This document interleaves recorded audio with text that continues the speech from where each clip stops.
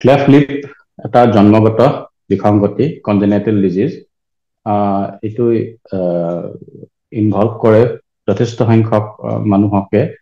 In পপুলেশ্যনত 750টা live বাৰ্থত এটা এটা cleft lip পোৱা যায়। ত' এইটো এটা যেতিয়া এনেকুৱা বেবী এটা জন্ম হয় তেতিয়াহ'লে বহুতো সমস্যা আহি পৰে। ত' সেইকাৰণে ক্লেফ্ট লিপ বেবী জন্ম হোৱাৰ লগে লগে তুৰন্ত মানে চিকিৎসকৰ ওচৰলৈ পৰামৰ্শ কৰি যোৱাটো উচিত।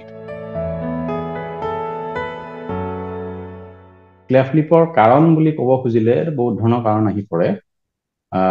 সাধাৰণতে ক্লেফ্ট লিপ যেতিয়া বেবী জন্ম হয় ইয়াত মানে কিছুমান জেনেটিক কাৰণ বিচাৰি পায়। জেনেটিক কাৰণ কিছুমান আছে, লগত কিছুমান কাৰণ আছে আপোনাৰ এনভাইৰনমেণ্টেল ফেক্টৰ কিছুমান আছে, পৰিৱেশ যিটো ফেক্টৰ বুলি কয়। তৃতীয়তে কিছুমান আৰু এনেকুৱা আছে যে মানে আমাৰ খাদ্যত কিছুমান ডেফিচিয়েঞ্চি থাকে। পৰীক্ষা কৰি পোৱা গৈছে যে কিছুমান মাইক্ৰনিউট্ৰিয়েণ্ট যিবিলাক যেনেকৈ ফলিক এচিড এটা ইম্পৰ্টেণ্ট কম্পনেণ্ট হয়। ফলিক এচিড যেতিয়া ডেফিচিয়েঞ্চি হয় তেতিয়া মানে ফেচিয়েল ডিফৰ্মিটিবিলাক দেখা যায়। সাধাৰণতে ইণ্ডিয়াত বেছিভাগ মানুহে প্ৰেগনেঞ্চিৰ সময়ত কেতিয়াবা মানে ফাৰ্মাচীৰ পৰা ঔষধ বিচাৰি পোৱা যায়, medicine over the counter medicine লোৱা দেখা যায়। তেনেকুৱা ক্ষেত্ৰত কি হয়, পেচেণ্টে মানে নিজৰ প্ৰেগনেঞ্চিটো কথা চিন্তা নকৰি কিছুমান দৰৱ ল'ব পাৰে ফাৰ্মাচীৰ পৰা। ত' সেইটো ডক্তৰক নোসোধাকে খালে কেতিয়াবা কি হয়, এই ঔষধৰ কাৰণে কেতিয়াবা এনেকুৱা ধৰণৰ বিসংগতি হৈ যায়। কিন্তু বহু ক্ষেত্ৰতে এইটো completely unknown. Cleft lip palate এই বেমাৰ যিটো আছে, এই বেমাৰটো মানে বহুত ধৰণে এটা মানুহ ইনভলভ কৰে। ইয়াৰ মূল ট্ৰিটমেণ্ট হৈছে চাৰ্জাৰী, শল্য চিকিৎসা। ইয়াত মেডিচিনৰ দ্বাৰা ঔষধ ভাল নহয়, ইয়াৰ মূল চিকিৎসা হৈছে চাৰ্জাৰী। আৰু ইয়াৰ এটা ছ'চিয়েল কম্পনেণ্টটো আছে। যেতিয়া এটা এনেকুৱা ৰোগী জন্ম হয় তেতিয়া সামাজিকভাৱে ৰোগীটো আইচলেট হৈ যায়। মানে পৰিয়ালৰ পৰা ডাঙৰ ধৰণৰ এটা ছেটবেক হয় মানুহৰ মাইণ্ডত। ত' যেতিয়া ক্লেফ্ট লিপ বেবী জন্ম হয় তেতিয়াহ'লে তাক বহুত ধৰণে ট্ৰিটমেণ্ট কৰিব পাৰি। এটা হৈছে চাইকলজিকেল ট্ৰিটমেণ্ট, গোটেই পৰিয়ালকে দিয়া যায় আৰু বুজোৱা যায় যাতে এনেকুৱা ধৰণৰ বেবীটোক আপোনালোকে এবণ্ডন কৰিব নালাগে। এনেকুৱা ধৰণৰ বেবীক চিকিৎসা আছে বুলি এইটো পতিয়ন নিয়াব লাগে, এইটো কনভিন্স কৰাব লাগে পাব্লিকক। দ্বিতীয়তে, ক্লেফ্ট লিপ বেবী যে জন্ম হয় তাৰ আন প্ৰব্লেম কিছুমান হয়, খোৱাত, ফিডিং প্ৰব্লেম। বেবীটো কেনেকে খাব, কি খাব, এইটো ডাঙৰ সমস্যা এটাৰ সৃষ্টি হয়।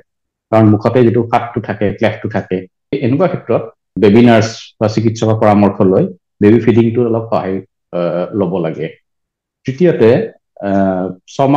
ছমাহত আমি ইয়াৰ মানে শল্য চিকিৎসাৰ চাৰ্জাৰী কৰা যায়। আজিকালি বহুতে সোনকালে কৰিব পাৰে, কিন্তু ছমাহ এটা ভাল সময় যিটো সময়ত আমি ওঠৰ চাৰ্জাৰী কৰা যায়। আৰু কিছুমানৰ ওঠৰ লগত তালু ফটা থাকে আৰু এই তালুৰ চিকিৎসাটো আমি এবছৰমান বয়সত কৰোঁ।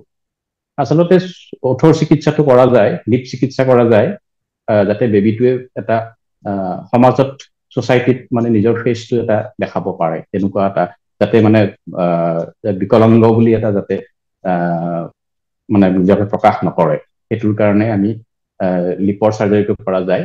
কিন্তু তালুৰ চাৰ্জাৰীটো জৰুৰী হয়, বেবীটো কথা কোৱাত হেল্প কৰে, সহায় কৰে। তালুটো যদি ফটা থাকে তেতিয়াহ'লে বেবীৰ মাতটো স্পষ্ট নহয়, মানুহে বুজি নাপায় আৰু বহুতে ঠাট্টা কৰে, উপলঙা কৰে। সেইকাৰণে আমি সদায় তাৰমানে যেতিয়া তালুৰ চিকিৎসা কৰি যাওঁ, পেলেটৰ চিকিৎসা কৰোঁ, তেতিয়াহ'লে তাৰ স্পীচটোত বেছি গুৰুত্ব দিয়া যায়।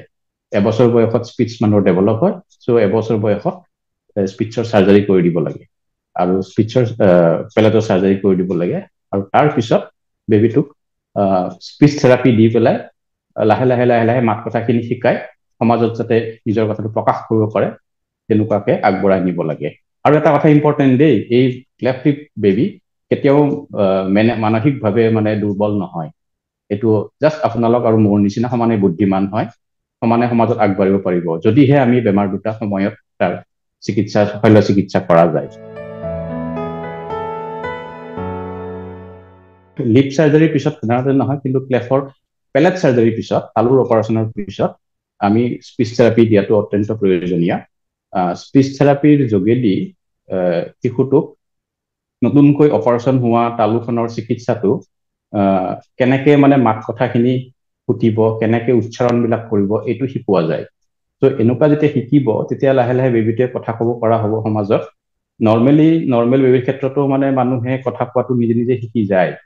কিন্তু এক্লেভটিভ পেলেট বেবীৰ ক্ষেত্ৰত মানে আমি স্পীচ থেৰাপিটো স্পেচিফিকেলি দিব লগা এইকাৰণে হয় যে আমি যদি স্পীচ থেৰাপি নিদিওঁ তেওঁলোকে সদায় ভুলকৈ কথাবিলাক কৈ থাকিব আৰু চিকিৎসাৰ বেছি লাভ নহ'ব।